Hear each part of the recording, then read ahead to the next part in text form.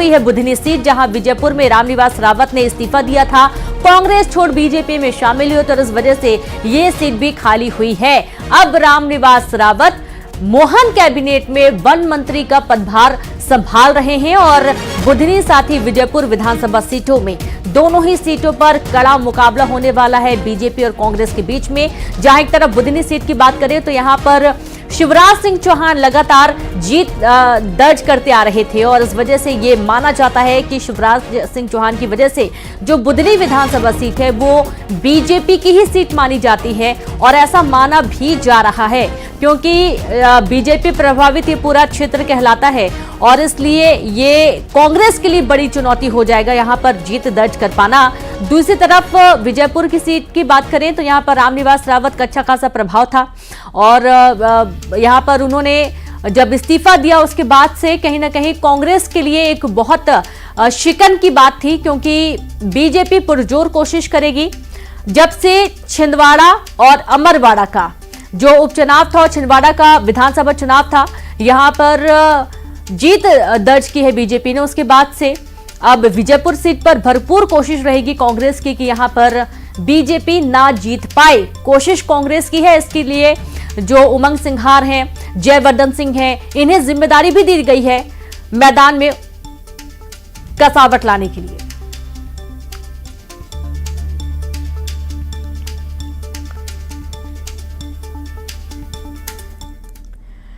तो आज रायपुर दक्षिण विधानसभा उपचुनाव की तारीख का भी ऐलान हो सकता है। निर्वाचन आयोग आज दोपहर 3 बजे करेगा प्रेस कॉन्फ्रेंस। प्रेस कॉन्फ्रेंस में उपचुनाव की घोषणा हो सकती है। आपको बता दें कि चुनाव जो है उपचुनाव की घोषणा के साथ ही आचार संहिता भी लग जाएगी। ब्रजमोहन अग्रवाल के सांसद बनने के बाद ये सीट खाली हुई है। रायपुर दक्षिण विधानसभा सीट से विधायक थे ब्रजमोहन अग्रवाल। 2024 में रायपुर से सांसद चुने गए ब्रजमोहन अग्रवाल और ये सीट खाली होने के बाद से अब यहां पर उपचुनाव होना है। आज रायपुर दक्षिण विधानसभा उपचुनाव की तारीखों का ऐलान भी निर्वाचन आयोग जल्दी कर सकता है। दोपहर 3 बजे के आसपास प्रेस कॉन्फ्रेंस करेगा चुनाव आयोग और इस प्रेस कॉन्फ्रेंस में उपचुनाव की घोषणा हो सकती है, तारीखों की घोषणा हो सकती है। उपचुनाव की घोषणा के साथ ही यहां पर आचार संहिता भी लग जाएगी। ब्रजमोहन अग्रवाल के सांसद बनने के बाद से ये सीट खाली हुई है और इस खाली सीट के लिए चुनाव की तारीखों का ऐलान आज निर्वाचन आयोग करने वाला है। तो वहीं जम्मू कश्मीर और हरियाणा में आज विधानसभा चुनाव की तारीखों का ऐलान हो सकता है। चुनाव आयोग दोपहर 3 बजे प्रेस कॉन्फ्रेंस करने वाला है जिसमें जम्मू कश्मीर में धारा 370 हटने के बाद यह पहला विधानसभा चुनाव होगा और इसके साथ ही हरियाणा में आज विधानसभा चुनाव का ऐलान हो सकता है। यहां पर घोषणा हो सकती है तारीखों की। हरियाणा साथ ही जम्मू कश्मीर, आप ये देखिए कि पूरे देश में जब जम्मू कश्मीर में विधानसभा चुनाव होंगे तो सबकी निगाहें उस चुनाव में टिकी होंगी क्योंकि जिस दावे और जिस वादे के साथ बीजेपी मैदान में उतरेगी वो सभी के सामने विजन साफ है। और जिस तरीके से धारा 370 हटाई गई थी उसके बाद से यहाँ पर इंटरनेट सेवाएं भी काफी हद तक रोक दी गई थी। एक लंबा अरसा था जब लोगों को कुछ दिक्कतों का सामना भी करना पड़ा, लेकिन इस बार जब चुनाव हो रहे थे लोकसभा के, उसमें हमने देखा है कि बढ़ चढ़कर लोग आगे आ रहे थे वोट डालने के लिए और बहुत ही दिलचस्प मुकाबला होने वाला है इस बार जम्मू कश्मीर में। धारा 370 हटने के बाद से ये पहला विधानसभा चुनाव होगा। मध्य प्रदेश के कैबिनेट मंत्री कैलाश विजयवर्गीय ने इशारों में सज्जन सिंह वर्मा पर बड़ा निशाना साधा। उन्होंने कहा कि कुछ खटमल और मच्छर कह रहे हैं कि भारत में भी बांग्लादेश जैसे हालात हो जाएंगे। पता नहीं इन खटमलों और मच्छरों को कब अकल आएगी। कैलाश विजयवर्गीय स्वतंत्रता दिवस के मौके पर आयोजित एक कार्यक्रम में शामिल होने के लिए पहुंचे थे और इस दौरान उन्होंने कहा कि ये शेर और शेरनियों का देश है, यहां बांग्लादेश जैसे हालात नहीं होंगे। गौरतलब है कि सज्जन सिंह वर्मा ने कहा था कि श्रीलंका और बांग्लादेश के बाद अगला नंबर भारत का है।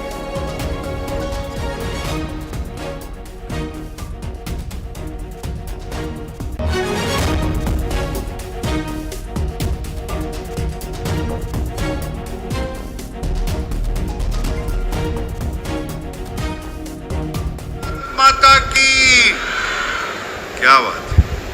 अब बताइए, इतनी बुलंद आवाज है और खटमल मच्छर ये बोलते हैं कि यहाँ पर बांग्लादेश जैसे हालात हो जाएंगे। अरे भैया ये शेर लोग हैं और ये शेरनियाँ बैठी हुई है, ये शेरों का देश थे और शेरनियों का देश है।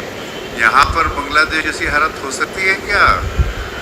ये खटमल अक्षर को अकल कौन देगा? पता बोले भारत माता की, क्या बात है। अब बताइए इतनी बुलंद आवाज। कोलकाता में लेडी डॉक्टर के साथ रेप और हत्या के विरोध में देश भर में प्रदर्शन जारी और इसी कड़ी में आज भोपाल के हमीदिया अस्पताल में जूनियर डॉक्टरों ने प्रदर्शन किया। गांधी मेडिकल कॉलेज के जूनियर डॉक्टर काले कपड़े पहनकर हमीदिया अस्पताल पहुंचे और कोलकाता में लेडी डॉक्टर के साथ हुई वारदात को बेहद शर्मनाक बताया गया।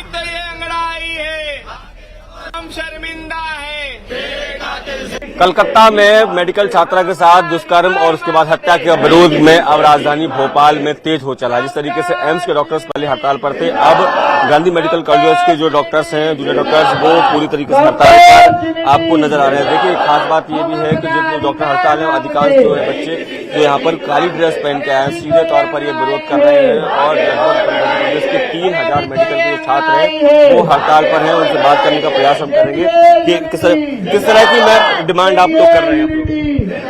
हम हमारी सुरक्षा की डिमांड कर रहे हैं, सबसे जरूरी, क्योंकि अगर हमें अस्पताल आना है, हमें रात में ड्यूटी करना है, तो हमें सुरक्षा चाहिए। जो कलकत्ता में हुआ है वो कहीं भी रिपीट ना हो, कहीं भी।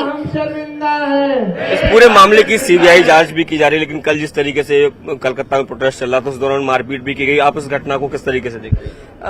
इस घटना को हम कहीं ना कहीं प्रशासन को ही जिम्मेदार मानते हैं। जो सारे सबूत मिटाने की कोशिश की गई है, इससे ये साबित होता है कि इसमें बहुत सारे लोग इन्वॉल्व हैं और जो भी असली कल्प्रिट है उसको बचाने की कोशिश की जा रही है कहीं ना कहीं। और हमारा धैर्य का बांध जब टूटा कि जब 14 अगस्त की रात्रि में 200-300 गुंडों की झुंड डॉक्टर्स के ऊपर हमला करती है, सबूत मिटाने की कोशिश करती है और साथ ही साथ जो कल्प्रिट है उनको बचाने की कोशिश की जा रही है। तो आप देख सकते हैं कि गांधी मेडिकल कॉलेज के जो छात्र हैं वो सब के सब हड़ताल पर चले गए और साफ तौर पर ये मांग कर रहे हैं कि जिस तरीके से जो घटनाक्रम हुआ है उसका अब सही समय है विरोध करने का। यदि हम लोगों ने विरोध नहीं किया तो ये घटनाक्रम बढ़ते जाएंगे। सीधे तौर पर वो डॉक्टर प्रोटेक्शन एक्ट लागू करने की मांग कर रहे हैं और जो लड़कियां हैं वो अपनी सुरक्षा को लेकर चिंतित नजर आ रही हैं। कैमरामैन खिलान सिंह के साथ शैलेंद्र सिंह, न्यूज़ 18 भोपाल। मिथिलेश गुप्ता हमारे साथ जुड़ गए हैं। मिथिलेश, वाकई में हालात बहुत ही दयनीय हो चुके हैं, क्योंकि जिस तरीके से कोलकाता में घटना हुई है उसके बाद से पूरे प्रदेश में इसे एक शर्मनाक बताया जा रहा है और इसका विरोध किया जा रहा है। डॉक्टरों की सेफ्टी की मांग की जा रही है।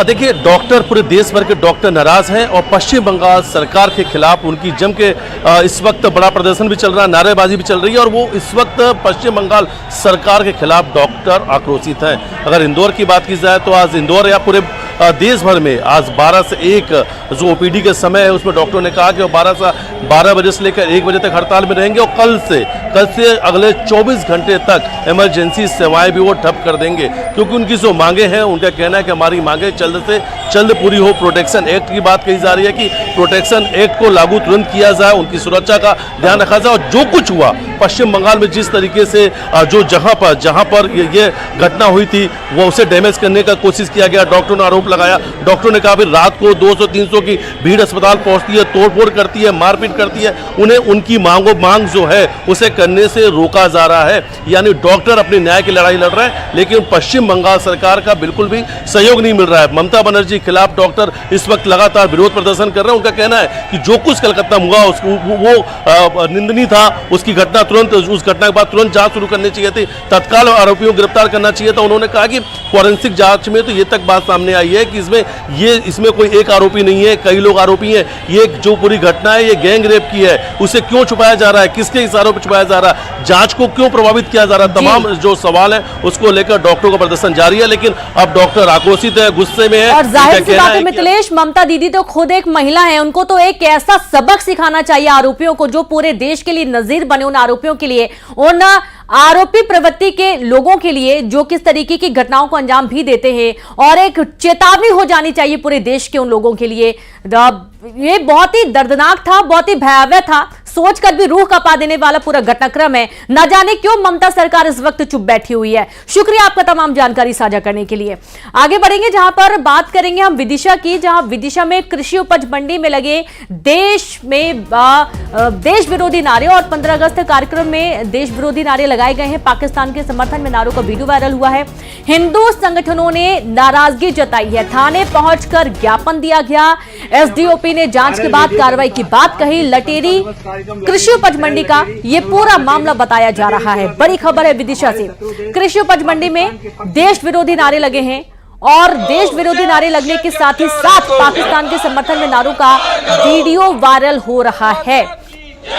भारत माता की वीडियो चल रहा है जिसमें कि सुबह हमारा स्वतंत्र दिवस का कार्यक्रम है, सब्जी मंडी में था। पूरे नगर लटेरी का और पूरे क्षेत्र का कार्यक्रम था। उसमें उस वीडियो में कुछ लोग पाकिस्तान जिंदाबाद के नारे लगा रहे हैं।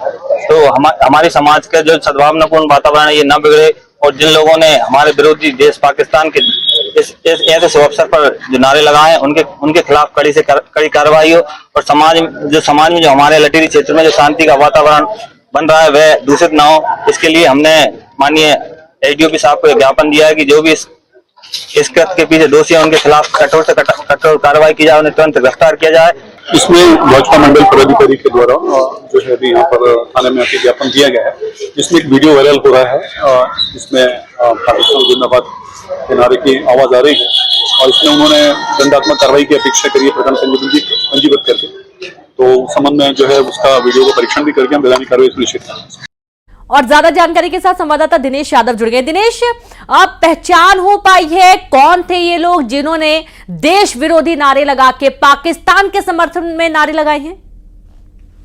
बिल्कुल, मैं आपको बता दूं विदिशा के लटेरी का पूरा मामला, यहाँ पर कृषि उपज मंडी में शासकीय कार्यक्रम था स्वतंत्रता दिवस का। इसी दौरान कार्यक्रम होने के बाद यहाँ पर जो कुछ युवक हैं यहाँ पर देश विरोधी नारे लगा दिख रहे हैं, जिसमें पाकिस्तान जिंदाबाद के नारे लगाए हैं। वीडियो वायरल होने के बाद यहाँ पर हिंदू संगठन के लोगों ने जमकर यहाँ पर नाराजगी जताई और थाने पहुंचकर ज्ञापन सौंप कर एसडीओपी से कार्रवाई की मांग की। वहीं पुलिस ने एक नाबालिग युवक को यहाँ पर पकड़ लिया है और बाल न्यायालय भेजने की यहाँ पर बात की जा रही है। वहाँ की पुलिस जो एसडीओपी है उनका कहना है कि इस वीडियो की जांच की जा रही है। जो अन्य युवक इसमें साथ थे वो भी यहाँ पर नाबालिग देखे जा रहे हैं, तो पूरे जांच पड़ताल के बाद कार्रवाई की जाएगी। फिलहाल में अपडेट है कि एक युवक को यहाँ पर गिरफ्तार कर लिया है, लेकिन जिस तरीके से यहाँ पर शासकीय कार्यक्रम था और देश का जो प्रमुख कार्यक्रम होता है स्वतंत्रता दिवस का, अगर इस तरीके के यहाँ पर अपने ही देश में रहकर लोग दूसरे देश के यहाँ पर नारे लगाते हैं तो चिंता का विषय है। हालांकि पुलिस ने यहाँ पर कठोर कार्रवाई करने की यहाँ पर बात कही है और लोगों ने भी मांग की कि ऐसे लोगों पर ठोस से ठोस कार्रवाई यहाँ पर की जाए। पुलिस ने एक युवक को यहाँ पर गिरफ्तार किया है। अन्य जो नाबालिग युवक हैं उनकी वीडियो यहाँ पर जांच पड़ताल की जा रही है कि वीडियो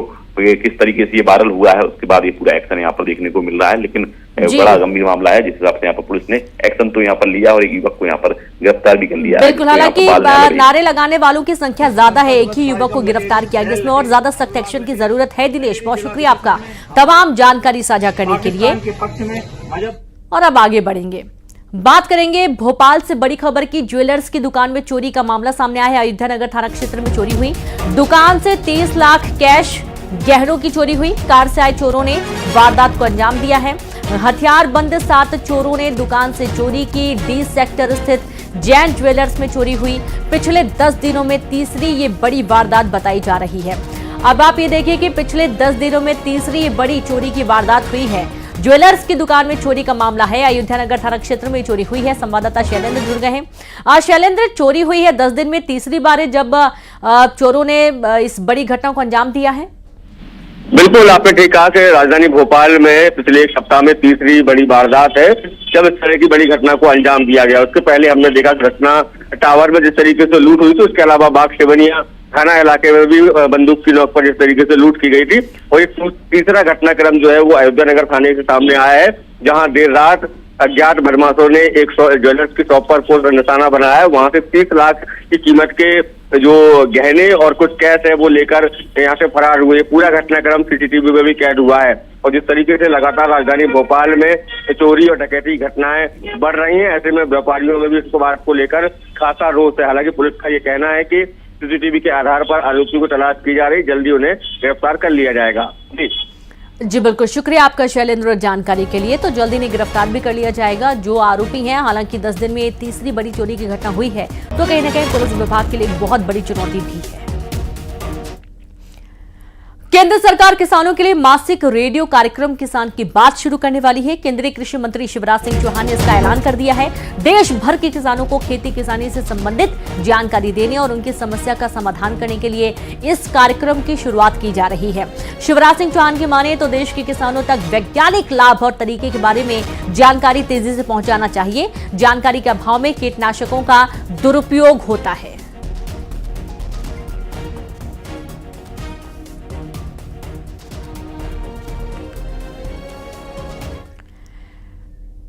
शाजापुर में नेशनल हाईवे 52 पर भीषण सड़क हादसा हो गया, जिसमें 2 लोगों की मौत हो गई। हादसा लाल घाटी थाना क्षेत्र में करोड़ी नाका बाईपास पर हुआ, जहां 3 ट्रकों की आपस में टक्कर हो गई।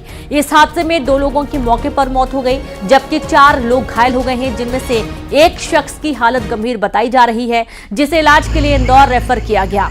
हादसे का शिकार हुए ट्रकों में सब्जियां और स्क्रैप भरे थे। ट्रकों की टक्कर के बाद सड़क पर सब्जियां बिखर गईं और बाईपास पर जाम लग गया। मौके पर पहुंची लालघाटी थाना पुलिस और ट्रैफिक पुलिस ने जाम खुलवाया। करेड़ी नाका है, यहाँ पर पुल के पास में ट्रकों का एक्सीडेंट हुआ है। इसमें एक ट्रक है और 2 आइसर गाड़ी है। इसमें 6 आदमी कुल हमको मिले हैं। इसमें 2 की डेड बॉडी मिली है और 4 जिंदा है, जो हॉस्पिटल में उनको भेजा गया है। उनके भी गंभीर चोटें हैं। और जो ट्रक में स्क्रैप्स भरे हुए थे, सब्जियां भरी हुई थी और आपस में ये टकराने से ये घटना हुई है।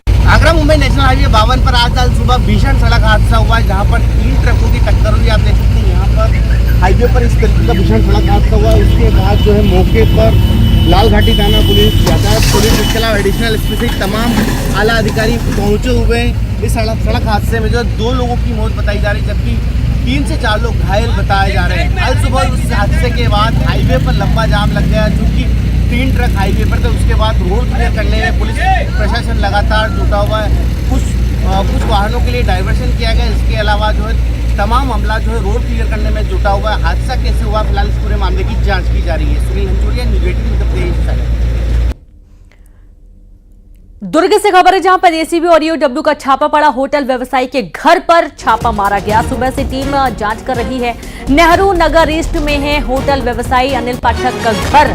पाठक के घर होटल में ये जांच की जा रही है, जहां पर एसीबी और ईओडब्ल्यू ने पहुंचकर छापेमार कार्रवाई की है। तमाम दस्तावेज खंगाले जा रहे हैं और पुख्ता जानकारी जुटाई जा रही है। होटल व्यवसायी अनिल पाठक, जिनके घर और दफ्तर पर छापेमार कार्रवाई की जा रही है। पहले से लगातार शिकायत मिल रही थी और उसके बाद ऐसी आशंका है कि आय से अधिक संपत्ति इनके पास है और तमाम दस्तावेज खंगाले जाएंगे और उसके बाद ही कुछ स्पष्ट हो पाएगा। फिलहाल संयुक्त टीम पहुंची हुई है। एसीबी और ईओडब्ल्यू की टीम छापेमार कार्रवाई में जुटी हुई है।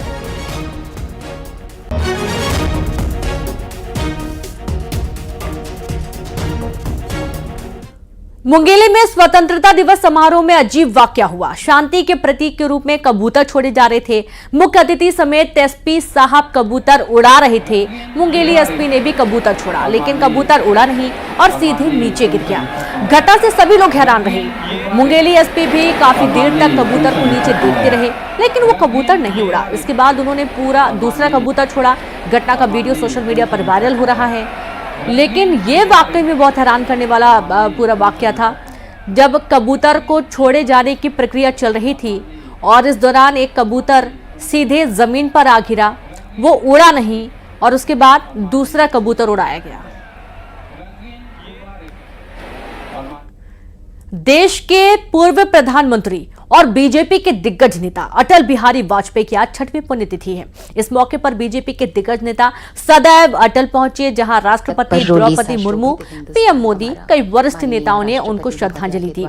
प्रार्थना सभा में राष्ट्रपति, उपराष्ट्रपति जगदीप धनखड़ के साथ ही राजनाथ सिंह, जेपी नड्डा, लोकसभा अध्यक्ष ओम बिरला, मनोहर लाल खट्टर समेत एनडीए अलायंस और भारतीय जनता पार्टी के सदस्य भी पहुंचे। पथ प्रदर्शक रहे हैं माननीय रक्षा मंत्री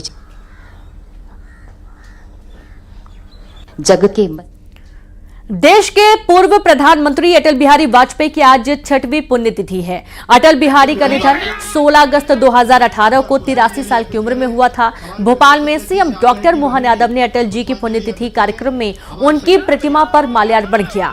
प्रदेश अध्यक्ष बीडी शर्मा, संगठन महामंत्री हितानंद शर्मा, मंत्री विश्वास सारंग, कृष्णा गौर, विधायक रामेश्वर शर्मा, भगवान दास सबनानी भी कार्यक्रम में मौजूद रहे।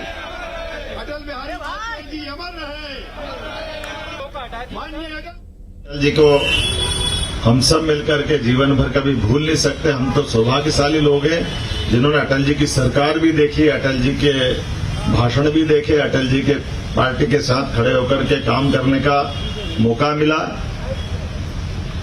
जहां भी होंगे अटल जी हमारे लिए, भारत के लिए, आप पूरे देश के लिए, समूची मानवता के लिए दुआई दे रहे होंगे।